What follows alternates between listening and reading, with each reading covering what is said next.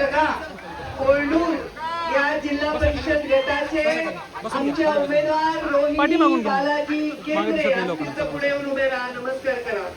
पंचायत समिती याचे उमेदवार प्रशांत रमेश सोले आणि पंचायत समिती मंगरूळच्या उमेदवार श्यामला व्यंकटराव कवठाळे यांना आपण त्यांचं चिन्ह सगळ्यांचं काय सगळ्यांचं चिन्ह कमळ आहे. कमळाच्या फुलासमोरचं बटन दाबून इकडे उभं राहा. मोठ्या मताने विजयी करा. हात वर करा. असे जिल्हा परिषद गट वांजरवाडा. आणि काय रे तुम्ही आपले द्या ना. इथं काय लिहिले शिवसेना राष्ट्रवादी नेमकं काय. मग हे विठ्ठलराव चव्हाण आपले उमेदवार आहे का. हा ते आलेत का. हा आणि पंचायत समितीचे शिवकांता ताकबिडे आपलेत का आणि राहुल जोले आपलेत का. या इकडे जेवढे आलेत ते त्यांचे चिन्ह काय सगळीकडे. हे तिघही घड्याळ वाजवायचे. हे तिघांनाही घड्याळासमोरचं बटन दाबून प्रचंड प्रचंड मतांनी विजयी करायचंय.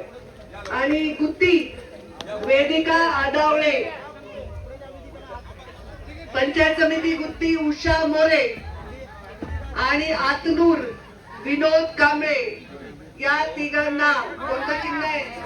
घड्याळाचं समोरचं बटन दाबून मोठ्या मतांनी विजयी करायचं आहे. झालं.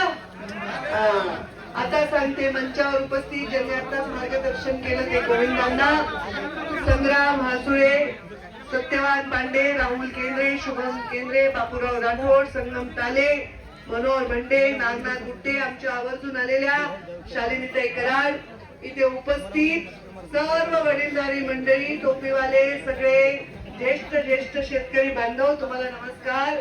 आणि जोर जोरात ओरडायले, धिंगाणा करायले, ते हेलिपॅड पासून पळत इथपर्यंत आले ते सगळे माझे अत्यंत उत्साही शक्तिशाली युवा बांधव, तुम्हालाही माझा नमस्कार.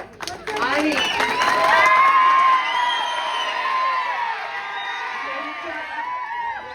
ज्यांच्या हट्टासाठी की आम्हाला फक्त ताईला बघायचंय म्हणून ही सभा इथं घेतलेली आहे, त्या माझ्या मायमाऊल्या माता भगिनी, महाराष्ट्र शासनाच्या देवेंद्र फडणवीसांच्या लाडक्या बहिणींनो नमस्कार. खरं आज काल मी 6 सभा घेतल्या. अर्ध्या हेलिकॉप्टरनी घेतल्या, अर्ध्या गाडीनी घेतल्या. ऐकू येत नाही का. आवाज यायला ना. मला वाटलं माझा आवाज बंद झाला काय. सकाळी काल मी जे सभेला सुरुवात केली, 6 सभा घेतल्या रात्री 10 वाजेपर्यंत वेगवेगळ्या ठिकाणी 3-3, 4-4 गटाच्या. आणि मला वाटलंच उडताना की हेलिकॉप्टर मध्ये जरा गडबड दिसते, हेलिकॉप्टर फार जुने आवाज करायला होतं. आणि आज सकाळी मी तयार झाल्यावर निरोप आला की हेलिकॉप्टर खराब आहे. नशीब हेलिकॉप्टर मध्ये बसल्यावर कळलं नाही, नाहीतर तुम्ही काय केलं असतं मला माहित नाही. तर मी मग त्यांना म्हणलं की हेलिकॉप्टरला वेळ आहे. ते म्हणले 1 तासात हेलिकॉप्टर दुसरं येईल. मी म्हणलं गाडीने गेले असते मी किनगावला तर तुमची सभा वेळेत झाली असती, पण असंच करून 1 तास अर्धा तास करून करून थोडा उशीर झाला. त्याबद्दल मी तुमची सर्वांची हात जोडून दिलगिरी व्यक्त करते. कारण मला सगळे म्हणले ताई तुम्ही जाऊ नका सभेला. ते ड्रोन तिकडे घ्या, ड्रोन आवाज येतो. ते म्हणे की ताई तुम्ही येऊ नका सभेला.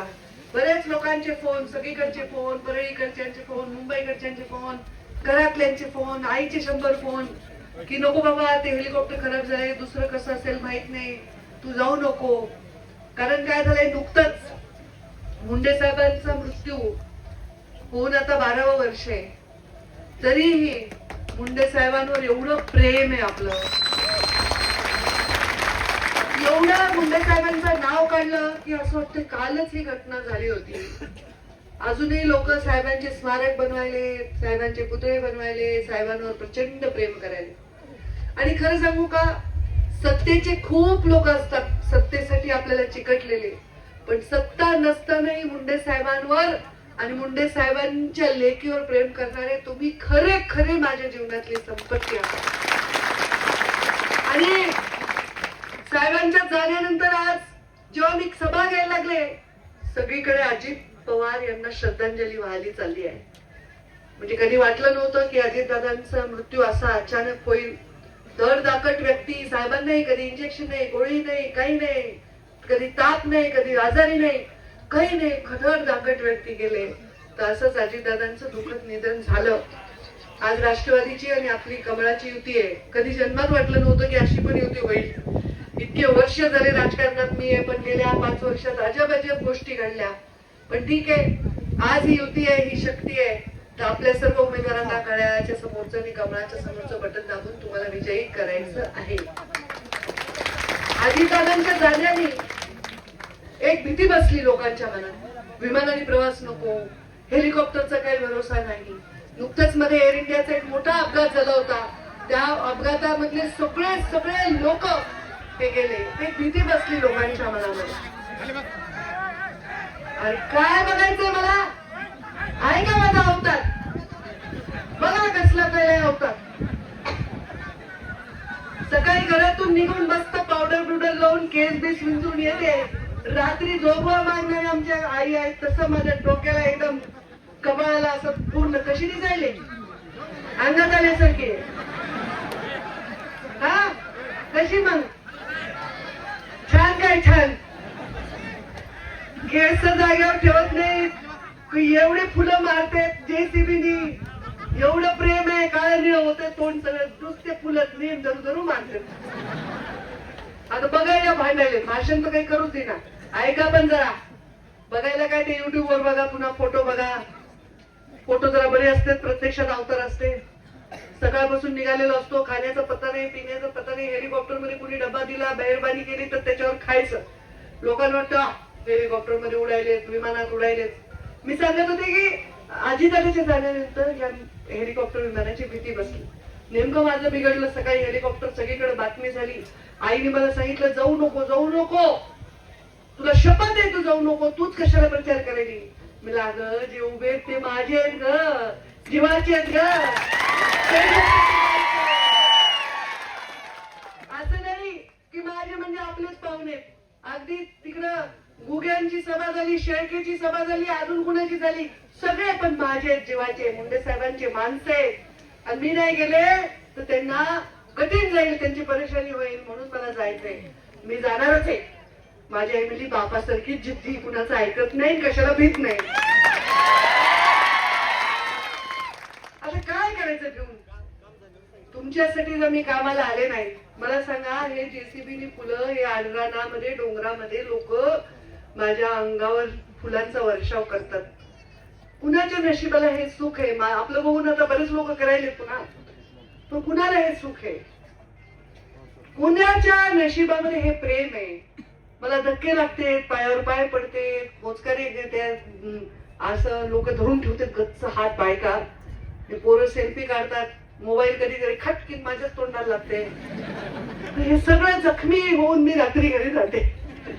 पण हे प्रेम आहे तुमचं, हेच प्रेम आहे आमचं. रानातलं प्रेम, गरिबाचं प्रेम, तळागाळातल्यांचं प्रेम, वंचितांचं प्रेम, पीडितांचं प्रेम. या प्रेमाने अमेरिका विसरायला लावली, या प्रेमाने मुंबई विसरायला लावली. डोंगर कपारातल्या माणसासाठी आयुष्य वेचायची जी काही किंमत मला मोजावी लागेल ते मी मोजेन. पण मुंडे साहेबांनी दिलेलं वचन मी कधीही मोडू देणार नाही. मुंडे साहेबांनी वचन दिलं की या गरिबांचे, वंचितांचे अश्रू पुसा, वंचितांचा वाली, पीडितांचा वाली बना. त्यांचा वाणी आणि वाली बनण्यासाठी राजकारणात काम करा, स्वतःच्यासाठी काम करायचं नाही. त्यामुळे सगळं वैभव जरी असलं तरी तुमच्याकडे बघूनच मला ऊर्जा मिळते, त्या वैभवाकडे बघून मला ऊर्जा मिळत नाही.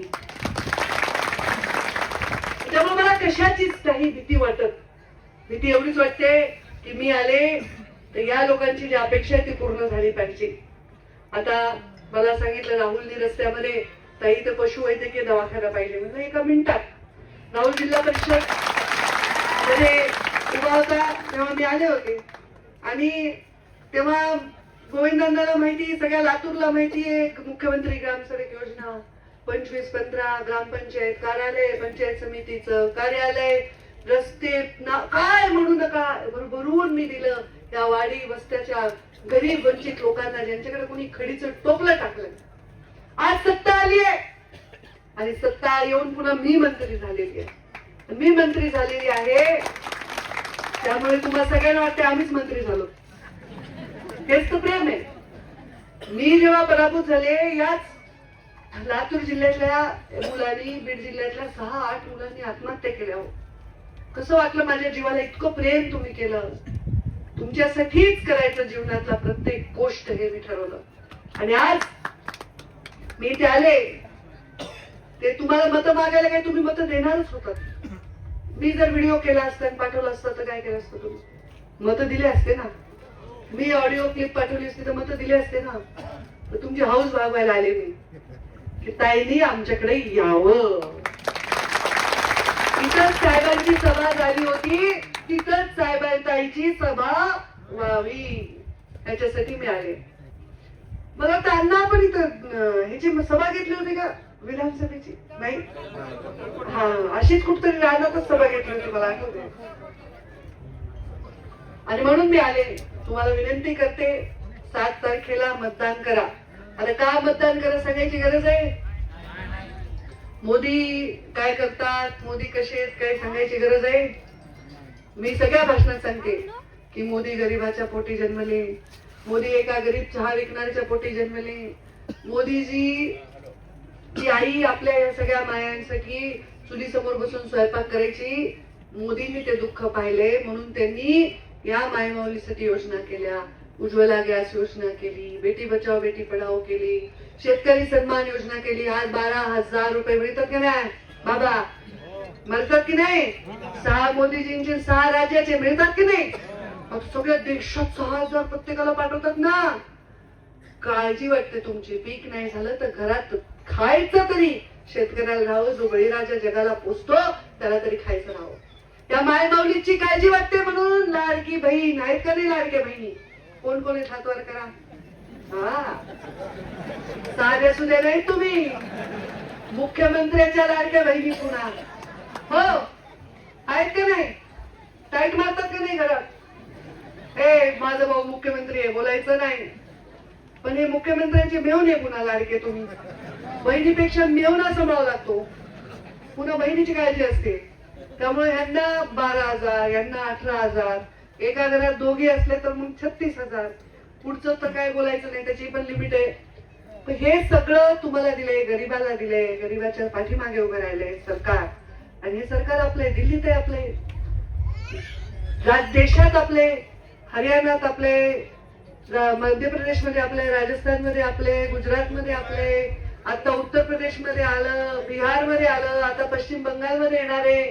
मग आता आपल्याला दुसरीकडे जायचं कशाला आहे? मुख्यमंत्री आपले, ताई आपल्या मंत्री. आता इथं तर पुन्हा अजितदादाची नापली म्हणजे राष्ट्रवादीची नापली होती आहे. हे सगळं असताना दुसरीकडे मतं देऊन करायचं काय? त्यामुळे तुम्ही आमच्या उमेदवारांना मोठ्या मताने, राष्ट्रवादीचं ज्याचं चिन्ह आहे घड्याळाचं त्यांना आणि कमळाचं ज्याचं चिन्ह आहे त्यांना मोठ्या मताने विजयी करा आणि माझ्या या सभेचा मान ठेवा अशी मी तुम्हाला विनंती करते. लाडक्या बहिणीचे तर खूप खूप लाड आहेत, बरोबर आहे की नाही? लाड आहेत की नाही? सख्खा भाऊ किती देतो वाळणीत? तुम्ही किती देता ना बहिणीला? राहुल तू बहीण तुझी मोठी काय, तिला गरज आहे मोठ्या घरी आमची पोरगी केली. पण तरी जाऊ दे, ह्यांना विचारत नाही, ते सांगा ना खरे राजकारणी. तुम्ही सांगा बरं किती देता बहीण, बहीण भाऊ किती देते वाळणीला? 500. आणि भाऊबीजेला 500, राखीला 500 आणि माहेरी गेल्यावर ओटी मध्ये साडी कितीची? हा मग चांगलंय तुमचं माहेर. 500 रुपये म्हणाली माग बाई एकदम. 500 रुपये साडी, 500 रुपये भाऊबीज, 500 रुपये राखी, 1500 रुपये वर्षाला. आणि आमचा भाऊ किती देते? महिन्याला 1500, वर्षाला 18,000. आता मग असला भाऊ असेल तर बोलून येते का आपण? कोणीतरी इकडं तिकडं पडलं तरी तुम्ही सकाळी सकाळी मतदानाच्या दिवशी म्हणा चुपचाप माझ्या भावाला मतदान करा, नाही तर चूलबंद खाऊच घालणार नाही मनात असं, बरोबर आहे की नाही? तर तुम्ही सगळेजण, मी खूप खूप बोलायचं होतं पण मला हेलिकॉप्टरची सवाद जाणवलेला आहे, मी तिथे नाही गेले तर त्या उमेदवाराचा जीवच जाईल असं परिस्थिती. तर हे विमानामुळे मी आले ना, नशीब नाही तर गडबड झाली असती. आले ते बरं आहे. आता तुम्ही माझ्या येण्याचा मान ठेवा, आमच्या सगळ्या उमेदवारांना विजयी करा आणि मग गुलाल लावून त्यांच्या सत्कारासाठी मला बोलवा. छान मग जेव घाला, आपलं गावाकडचं धपाट, दही, मिरचू, चांगलं जेवण बनवून मला इथे जेवायला बोलवा. हो ना, विसरू नका. आता चांगला पूर्ण मला जेवायला इकडे बोलवा. छान साडी बिडी घालून मस्त मला ओटी बिटी करून, भावासारखं 500 रुपये नाही, जरा चांगली साडी घालून मला बोलवण करा अशी तुम्हाला विनंती करते. पण आज मतदान रूपी आशीर्वाद त्या माझ्या उमेदवारांच्या पाठीमागे उभं करा. धन्यवाद. जय हिंद, जय महाराष्ट्र.